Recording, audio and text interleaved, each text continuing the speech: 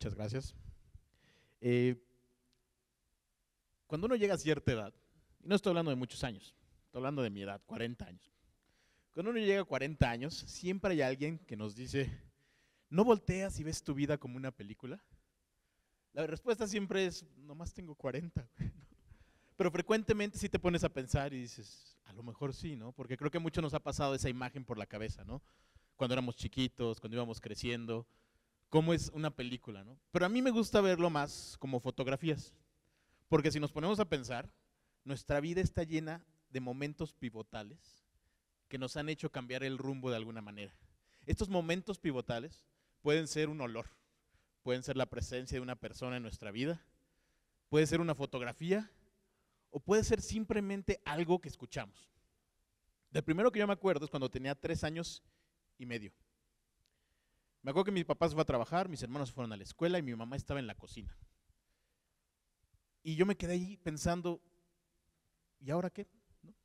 Y es chistoso porque digo, no me acuerdo perfectamente qué pasó, por eso es más como una fotografía. Pero me acuerdo que le dije a mamá que cuándo iba a ir a la escuela porque no podía estar en la casa nada más. Y me acuerdo que mi mamá me dijo, no te preocupes, tienes muchos años de estudios adelante, tienes tiempo. Y ahorita me pongo a pensar en la presunción, ¿no? Que iba a ir a la escuela, que tenía tiempo. Pero como quiera que sea lo que mi mamá quería para mí. Y así como esa fotografía tengo varias. Tengo cuando llegué a mi primer trabajo, la primera vez que trabajé, cómo llegué con el terror de qué se trata esto, ¿no? Y cuando me preguntaron, ¿ya tienes seguro social? Yo, ¿qué es eso? ¿No? También me acuerdo la primera vez que renuncié a un buen trabajo. La primera vez que tuve el lujo de decirle a la persona que me caía en la punta del hígado, ya no voy a venir mañana. Y lo peor es que me dijo, qué bueno. Pero por lo pronto me di ese lujo. Y uno de los mejores recuerdos que tengo, una de las mejores fotografías, es la vez que dije, ya no quiero hacer lo que estoy haciendo. Es el mejor trabajo que he tenido, la mejor paga sin duda, pero no me llena.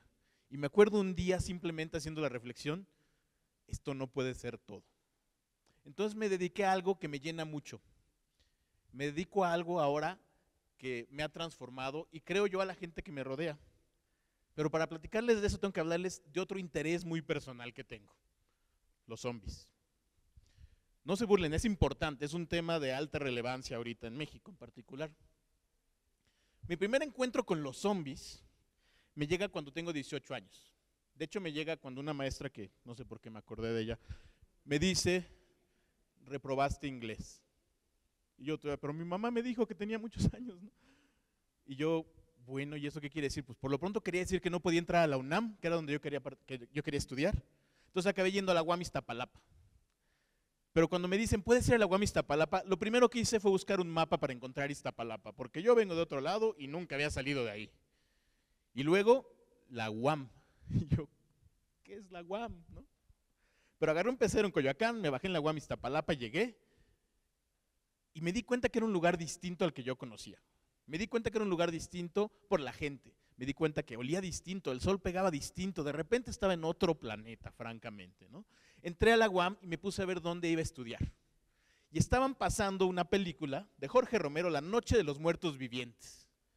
Entonces me metí a verlo, ¿no?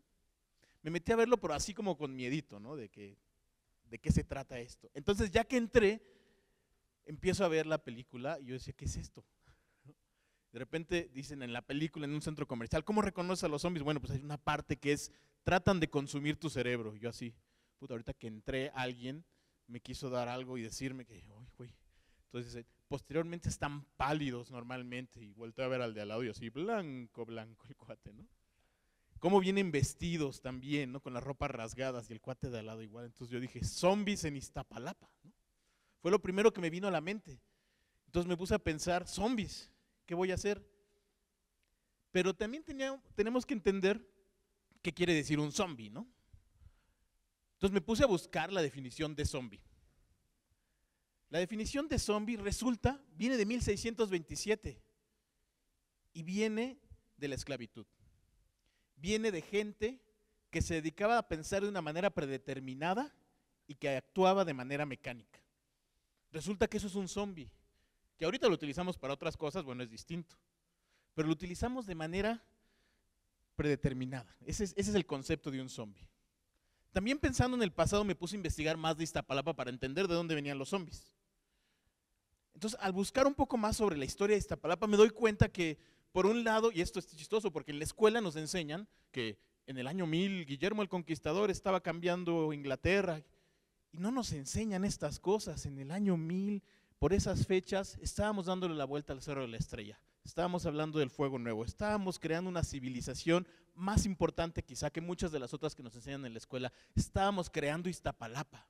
Me puse a investigar un poco más sobre Iztapalapa y me doy cuenta que es un lugar rico en cultura. Estamos hablando de hace mucho tiempo, donde ya había cultura antes de que llegaran los españoles, donde la gente se dedicaba a la horticultura, a la floricultura en las chinampas, donde todo era riqueza cultural, donde había un sentido de identidad. Estamos hablando de un lugar por donde pasaron los españoles para llegar a Tenochtitlán. Un lugar por el que tuvieron que pasar la primera línea de defensa para Tenochtitlán era Iztapalapa. Estamos hablando de un lugar que de alguna manera definió el futuro del país. Me di cuenta también de otro problema muy grave en Iztapalapa, la ignorancia. La ignorancia en el sentido de ser ignorado y no tanto de ser ignorante.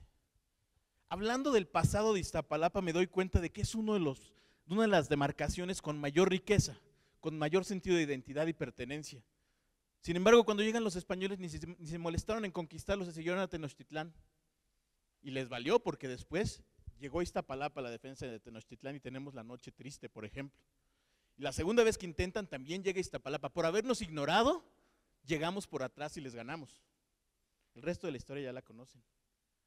Pero también ha habido ignorancia posterior. Después de eso, después de la independencia, ¿a qué nos dedicamos? A ignorar Iztapalapa. Por aquí tienen que pasar cada vez que vienen de Veracruz, cada vez que vienen de Puebla para llegar al Distrito Federal, pero solo pasan por Iztapalapa y no se dan cuenta por dónde están pasando. Ignoran Iztapalapa. ¿Cuáles son de las consecuencias que hemos tenido a raíz de esto? La tasagorafobia. Y esta es la palabra misteriosa del día. La tasagorafobia quiere decir miedo a ser ignorado. Quiere decir miedo a ser dejado a un lado.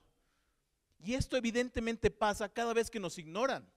Cada vez que nos ignoran nos surge ese miedo, no queremos ser ignorados, nos surge ese coraje, pero también surge un sentido de identidad más arraigado todavía, ¿no?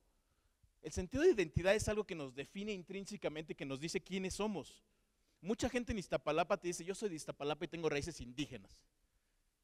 ¿Sí? Mucha gente te dice, de aquí era Cuitláhuac. Mucha gente te dice, yo de aquí he sido y toda mi familia ha sido por muchos años. Y no es solo quiénes son, sino también de dónde pertenecen. La gente aquí en Iztapalapa te dice con mucho orgullo que pertenece a una comunidad, que pertenece a un pueblo específico, que juntos estos pueblos crean Iztapalapa. Pero hay un sentido de pertenencia muy marcado y tiene raíces históricas, tiene consecuencias actuales. El día de hoy, Iztapalapa, ese lugar continúa siendo un lugar rico en cultura, continúa siendo un lugar rico en identidad, un sentido de pertenencia como francamente no hay otro, pero también es un lugar con un alto índice de violencia, con un bajo índice de educación. Podemos hablar de algo que se conoce como el índice de desarrollo humano, que quiere decir, dadas las oportunidades, ¿qué hacemos en términos de educación, de salud, expectativa de vida, expectativa económica? Esta medida que diseña las Naciones Unidas nos sirve para entender dónde nos situamos en el panorama internacional, el panorama nacional, incluso en el Distrito Federal. Si Iztapalapa fuera un estado, estaría en los últimos lugares en el índice de desarrollo humano. Dentro del Distrito Federal, de las 16 delegaciones, Iztapalapa está en el lugar 15 en el índice de desarrollo humano. ¿Qué quiere decir? No hay mucha expectativa de vida y tiene que ver con la violencia, tiene que ver con lo que nos dedicamos. No hay mucha expectativa de educación. ¿Sabían que en Iztapalapa solamente el 70% de las personas llegan a nivel secundaria y solamente de esos la mitad la terminan? La mitad de los que llegan son los que avanzan a la universidad, 18% de los que alguna vez entraron a educación primaria llegan a la universidad, pero solamente salen el 2%. Eso pasa aquí en Iztapalapa. El índice de desarrollo humano evidentemente se ve afectado por esto. Otra cosa que pasa hoy en Iztapalapa es que afortunadamente el nivel de alfabetismo en los jóvenes ha crecido, 96% comparado con el 97% del DF. Pero ¿saben qué pasa después de que cumplen 18 años? Tienen la misma chamba y ganan la misma lana que ganaban sus papás y sus abuelos. Avanzamos a seguir haciendo lo que hacíamos antes de manera predeterminada y de manera mecánica. ¿Qué es lo que pasa y cómo podemos arreglarlo? Les hablaba de fotografías. Una de las fotografías más importantes que tengo en mi vida es una vez que después de que decidí el cambio y dedicarme a algo que ofreciera valor, tuve la oportunidad de recibir un reconocimiento por parte de la Casa Blanca. Y estuve en una reunión con gente que nunca pensé ver, ni que creo volver a ver, pero que se sentó conmigo un día y me dijo: lo que hiciste para crear empleos, para ayudar a mejorar la competitividad de México, ¿qué tal si lo usáramos para mejorar las condiciones de vida en lugares marginados? ¿Qué tal si lo usáramos para eliminar la violencia en El Salvador? ¿Qué tal si lo usáramos para eliminar la corrupción en México? Y se me metió el chip y dije, pues a lo mejor sí. Y empecé a pensar, ¿dónde he visto esto? ¿Dónde he visto esto? Y me acordé, una vez en un viaje a Colombia, está la ciudad de Medellín, que tiene 2 millones de habitantes, lo mismo que Iztapalapa prácticamente, que tiene un índice de desarrollo humano mucho inferior a Iztapalapa, que estaba dominado por Pablo Escolar, quizá el narco más peligroso que ha existido y que dominaba esa ciudad. Matan a Pablo Escobar y ¿qué hacen? Un vacío de poder, la gente se empieza a matar, violencia por todos lados. Y llega un maestro y dice, yo quiero ser alcalde porque tengo una idea para mejorar la situación. Llega Sergio Fajardo, cambia todo en Medellín y empieza a educar a la gente. Construye escuelas, construye bibliotecas, construye los edificios más hermosos que hay en Medellín, que hay en Colombia, están en Medellín, porque decidieron de alguna manera modernizar el sentido de pertenencia y retomar el sentido de identidad que tenía Medellín desde hace mucho tiempo. Y lo lograron. Ahorita Medellín es una de las ciudades más competitivas del mundo. Pero no solo en Medellín pasan esto. Normalmente pensamos que en países latinoamericanos es donde está la mayor pobreza, es donde están las peores condiciones, y no nos damos cuenta que fuera de donde vivimos hay más cosas con las que nos tenemos que identificar, que tenemos que entender. El hecho de que no seamos ricos no quiere decir que no podamos entender a los ricos, que no seamos pobres no quiere decir que no podamos entender a los pobres. Hay que desarrollar un sentido de empatía, que fue lo que logró hacer la gente de Medellín para poder entender al resto de Colombia y para que Colombia los entendiera a ellos. Esto pasó también en un lugar que se llama Boston. En el sur de Boston había un lugar abandonado completamente, donde eran drogas y prostitución. Y un día el gobierno dijo, vamos a desarrollar innovación, pero la vamos a desarrollar ahí. Vamos a abrir una fábrica de oficios y artes, literalmente fue lo que abrieron en Boston. Abrieron centros de desarrollo tecnológico. Empezaron a desarrollar habilidades y a retener talento. Y ahorita Boston, a nivel mundial, es la ciudad más competitiva del mundo. ¿Cómo logras esto?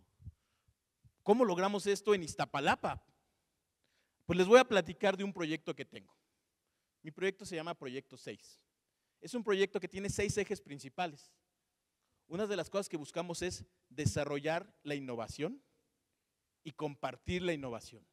Lo que estamos buscando desarrollar es un espacio que se convierta en un laboratorio urbano donde podamos desarrollar tecnología que necesita Iztapalapa. Iztapalapa tiene problemas de agua, somos muchos, necesitamos agua en Iztapalapa. Vamos a desarrollar tecnología del agua y la vamos a aplicar aquí en Iztapalapa. Hay problemas de movilidad, un metro no es suficiente, un metrobús no es suficiente. Vamos a encontrar la forma de mejorar la movilidad. También vamos a desarrollar talento, porque muchas de las cosas que pasan, los que llegan a la universidad en Iztapalapa, se salen de Iztapalapa. No retenemos el talento, no desarrollamos talento. ¿Y esto saben por qué es? Porque no hay oportunidades para aprovechar este talento. Este proyecto, Proyecto 6, tiene otro eje principal que es desarrollar oportunidades. Vamos a trabajar con empresas, con industria y vamos a crear estas oportunidades de trabajo para la gente. Este es un proyecto que requiere colaboración de todo el mundo. Para crear un laboratorio urbano como el que queremos hacer aquí en Iztapalapa, necesitamos apoyo del gobierno, ya lo tenemos. Necesitamos apoyo de ONGs, ya lo tenemos. Necesitamos compromiso y tengo un equipo de gente que está comprometida con este proyecto. ¿Y qué es lo que queremos? Transformar a Iztapalapa en un lugar con el mismo sentido de identidad, con un sentido de pertenencia realmente asociado con lo que es la comunidad, pero un lugar donde el índice de desarrollo humano aumente porque tenemos más oportunidad y tenemos la capacidad de generar y retener talento aquí en Iztapalapa. Y eso es lo que ya empezamos a hacer en este año. Pero entonces la pregunta es, ¿hay zombies en Iztapalapa o no? Y una vez más me regreso cuando estaba yo viendo la película y me pongo a pensar que el único zombie que estaba ahí era yo. La única persona con el pensamiento predeterminado que actuaba de manera mecánica era yo. Yo era el único que pensaba que por ir a Iztapalapa estaba en otro planeta. Yo era el único que pensaba que si venía alguien a hablarme tenía que correr, que si iba en el carro tenía que subir el vidrio porque se me acercaba sin darme cuenta que llegaba a limpiarme el vidrio implícitamente a pedirme trabajo. No me di cuenta, entonces el único zombie soy yo. Es más, los únicos zombies son todos aquellos que pasan por Iztapalapa y lo ignoran. Los que vienen de Puebla y Veracruz se les olvida que están pasando por uno de los lugares con la riqueza cultural más grande que existe en México. Entonces la invitación que les hago es: ayúdenme a combatir los zombies. Ayúdenme a eliminar los zombies de Iztapalapa. Lo que queremos es un futuro donde ya no hay zombies, donde la gente de Iztapalapa está consciente de dónde es y dónde se quiere quedar. Que la gente de fuera vea dónde instala oficinas en México: Polanco, Santa Fe, Iztapalapa, y que no haya un Iztapalapa, sino que simplemente sea, por supuesto, Iztapalapa, y no porque es barato, sino porque hay oportunidad, porque simplemente estamos logrando crear algo distinto. Y todo esto va al concepto de inmortalidad. Hay un autor que se llama Milán Kundera que define inmortalidad de diversas maneras. Una es la inmortalidad ridícula, cuando el último acto que haces es un acto ridículo y es por lo único que te recuerdan. Pero ¿qué tal si llegamos a la inmortalidad trascendental? ¿Qué tal si logramos que Proyecto 6 se convierta en Iztapalapa y que Iztapalapa nos trascienda a todos nosotros? Que de alguna manera en algunos años hablemos de Iztapalapa como un centro de innovación, de la forma que la gente habla de Boston o de Medellín en este momento. ¿Qué tal si todos nosotros nos volvemos parte del Proyecto 6 y cambiamos para siempre la cara de Iztapalapa? Gracias.